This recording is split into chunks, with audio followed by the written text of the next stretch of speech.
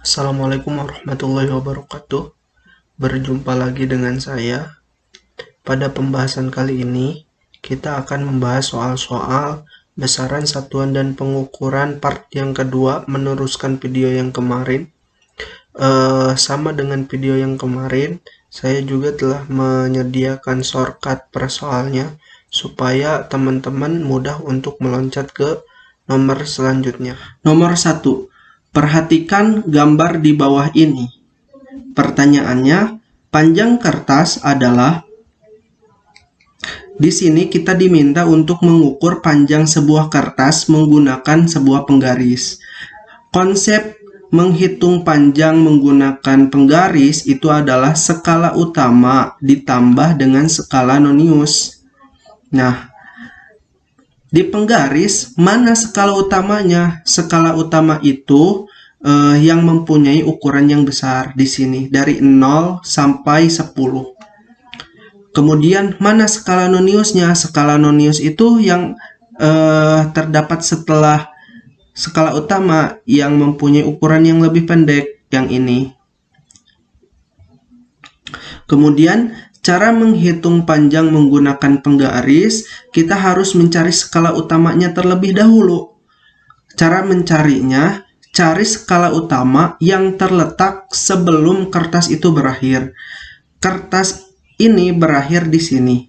Dan skala yang terletak sebelum kertas ini berakhir adalah angka 8. Berarti skala utamanya adalah 8. Kemudian kita cari skala noniusnya. Berapa skala noniusnya? Kita hitung. Di sini 1, 2, 3, 4, 5, 6, 7, 8. 8 juga. Jadi skala noniusnya itu 8. Nah, apakah setelah kita mengetahui skala utama dan skala nonius, kemudian kita jumlahkan? Tidak, karena kita harus mengolah terlebih dahulu skala noniusnya. Penggaris ini mempunyai ketelitian 0,1 cm. Jadi, skala noniusnya harus diubah terlebih dahulu menjadi 8 dikali 0,1 cm. Jadi, skala noniusnya 0,8 cm. Setelah kita mendapatkan skala noniusnya, kemudian kita jumlahkan, kita masukkan angkanya. Skala utamanya berapa? 8. Ditambah skala noniusnya berapa? 0,8. Jadi, 8 ditambah 0,8 sama dengan 8,8 cm. Jadi, jawabannya itu adalah yang C. Nomor 2. Hasil pengukuran yang ditunjukkan jangka sorong berikut adalah. Mari kita lihat gambar yang ada di bawah ini. Sebelum kita mengerjakan soalnya, mari kita mengenal terlebih dahulu komponen-komponen yang ada pada jangka sorong. Di sini, komponen yang berbentuk lancip ini disebutnya rahang dalam atau rahang bawah. Kemudian, komponen yang berada di atas disebutnya skala utama. Dan komponen yang ada di bawah skala utama disebutnya skala nonius. Cara menghitung panjang menggunakan jangka sorong sama dengan penggaris tadi, yaitu skala utama ditambah skala nonius. Ketelitian jangka sorong ini berbeda dengan penggaris tadi. Jangka sorong ini lebih teliti dibandingkan penggaris. Dia itu mempunyai ketelitian 0,1 mm atau sama dengan 0,01 cm. Di sini kita harus mencari skala utamanya terlebih dahulu. Cara mencarinya yaitu cari skala utama yang berhimpitan dengan rahang dalam bagian kanan. Nah, di sini terlihat 15 lah yang tepat berhimpitan dengan rahang dalam bagian kanan. Jadi skala utamanya yaitu 15. Selanjutnya, setelah kita mengetahui skala utama, kita harus mencari skala noniusnya. Cara mencari skala nonius yaitu cari skala nonius yang persis berhimpitan dengan skala utama. Kita cek satu persatu. Angka 0 tidak persis berhimpitan. Begitu juga dengan angka 1. Angka 2 juga tidak berhimpitan. Angka 3 juga tidak persis berhimpitan. Angka 4 juga tidak berhimpitan. Angka 5 juga tidak persis berhimpitan. Begitu juga dengan angka 6 tidak berhimpitan.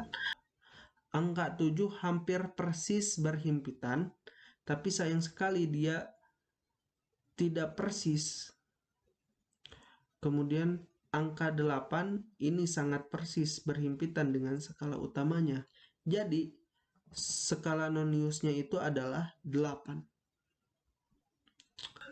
Karena kita diminta untuk menjawabnya dalam satuan milimeter, maka kita harus mengubah skala noniusnya dalam satuan milimeter. Caranya, skala nonius yang kita dapatkan yaitu 8 dikali ketelitian jangka sorong yaitu 0,1 mm. Jadi hasilnya 0,8 mm. Setelah kita mendapatkan skala utama dan skala noniusnya, kita harus menjumlahkannya. Skala utama ditambah skala nonius. Skala utamanya berapa? 15. Skala noniusnya berapa? 0,8. Jadi hasilnya 15,8. Jadi jawaban yang benar adalah yang D. Nomor 3. Diagram di bawah ini menunjukkan suatu pengukuran dengan jangka sorong. Berapakah hasil dari pengukuran tersebut? Nah, kita akan menghitung panjang dengan menggunakan jangka sorong lagi. Caranya hampir sama dengan tadi, yaitu kita cari skala utamanya terlebih dahulu, kemudian kita tambahkan dengan skala noniusnya. Skala utamanya berapa? Kita cek. Di sini ada skala per 10. Jadi di sini itu ada 18, 18,1, 18,2, 18,3, 18,4, 18,5, 18,6, 18,7, 18,8, 18,9. Jadi skala utamanya itu adalah 18,9. Kenapa demikian? Karena skala utama yang terakhir yang terletak sebelum skala nonius itu adalah 18,9. Setelah kita mengetahui skala utamanya, mari kita cari skala noniusnya. Skala noniusnya itu kita cek. 1 tidak berhimpitan ya. Nah, 2 ini berhimpitan sangat jelas. Berarti skala noniusnya itu 2.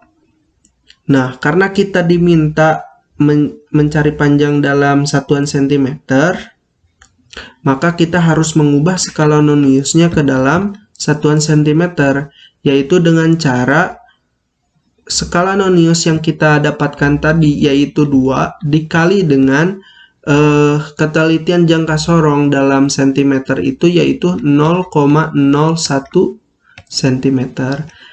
Jadi 2 dikali 0,01 jawabannya 0,02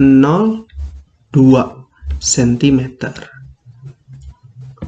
Nah, setelah kita mengetahui skala utama dan skala noniusnya, sekarang kita jumlahkan skala utama ditambah skala nonius. Skala utamanya berapa? 18,9. Skala noniusnya berapa? 0,02. Kita jumlahkan. 2 turun, 9 turun, 8 ditambah 0, 8, 1 turun. Jadi jawabannya 18,92. Jadi jawaban yang benar adalah yang B. Nomor 4. Hasil pengukuran panjang sebuah benda yang ditunjukkan mikrometer skrup di bawah ini adalah. Nah, di sini kita lihat ada gambar mikrometer skrup. Mikrometer skrup di bawah ini terdiri dari dua komponen. Yang pertama, komponen yang mendatar ini disebutnya skala utama, dan komponen yang vertikal ini disebutnya skala Nonius. Ketelitian mikrometer skrup ini ada di 0,01 mm. Nah, kita cek skala utamanya. Skala utamanya ada di 9,5 atau 9,5. Jadi skala utamanya 9,5. Kemudian skala Noniusnya itu ada di setelah 25, yaitu 26. Skala Noniusnya 26. Karena mikrometer skrup ini mempunyai ketelitian 0,01, maka skala Noniusnya harus dalam milimeter juga. Nah, di sini cara mengubahnya, skala Nonius yang telah kita dapatkan yaitu 26 dikali 0,01 mm. Jadi hasilnya 0,26. Nah, setelah kita mendapatkan skala Noniusnya, kita jumlahkan skala utama ditambah skala Nonius. Skala utama ditambah skala Nonius. Skala utamanya berapa? 9,5.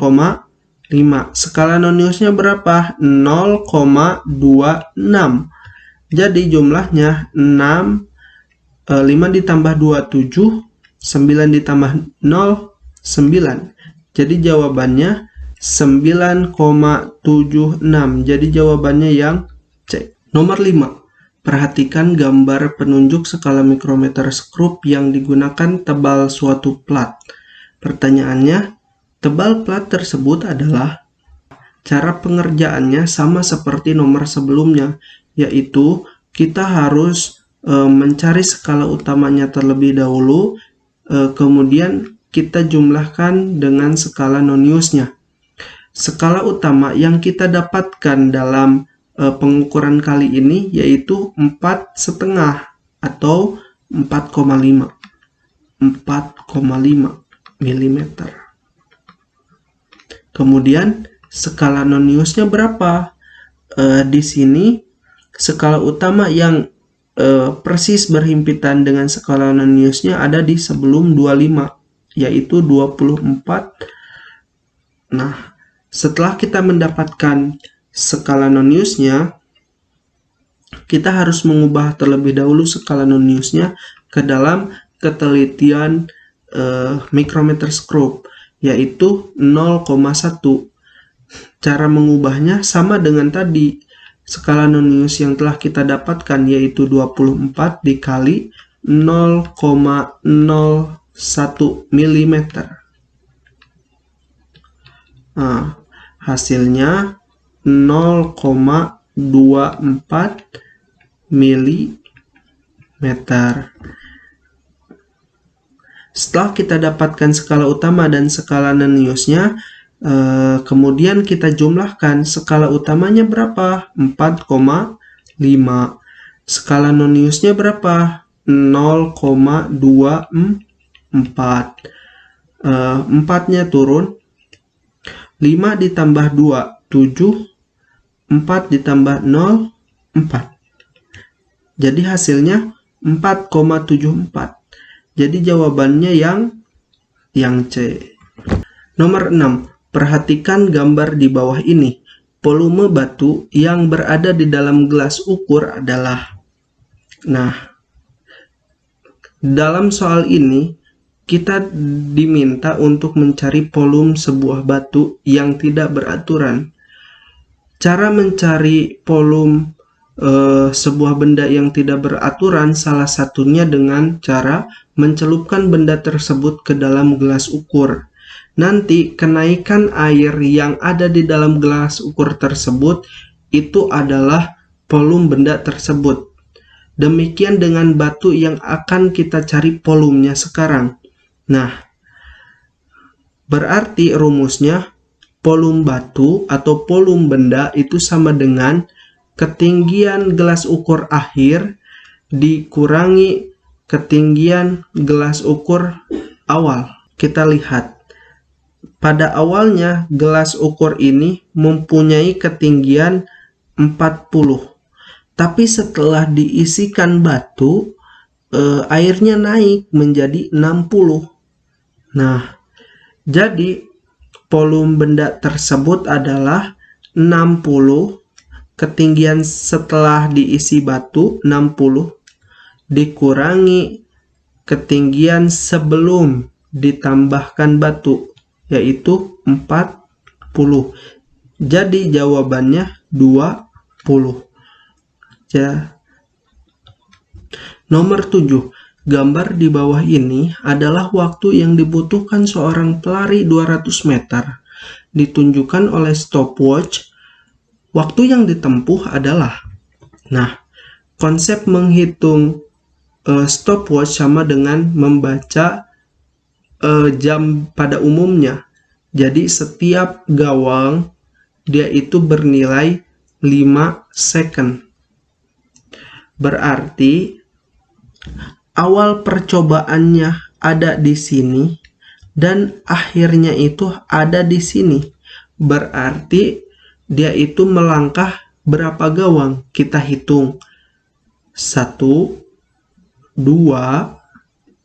3, 4, 5, 6, 7.